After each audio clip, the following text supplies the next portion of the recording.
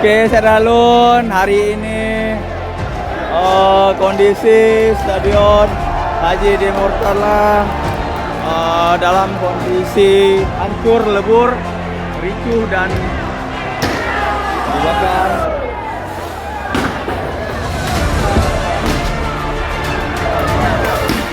Ini Seralun, kondisi terkini kericuhan di Stadion Haji D. Murtala Lampindong. Ini akibat gagalnya pertandingan antara PSMS Medan melawan Persiraja.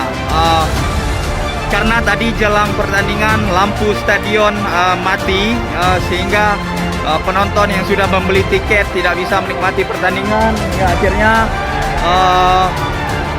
memicu emosi para penonton dan supporter Persiraja hingga menyebabkan kericuhan dan pembakaran.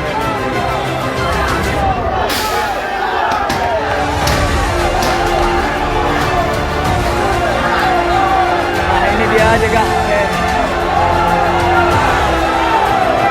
Woi, penonton. Woi, penonton.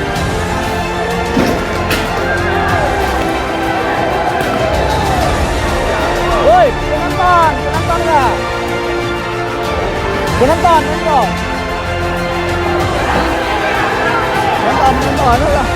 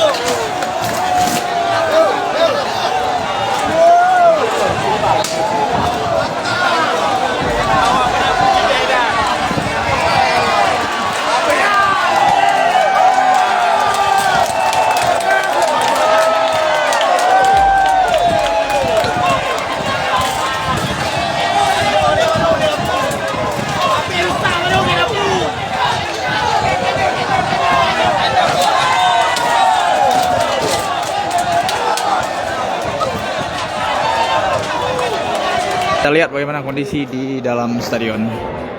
Oke, ini kondisi terkini.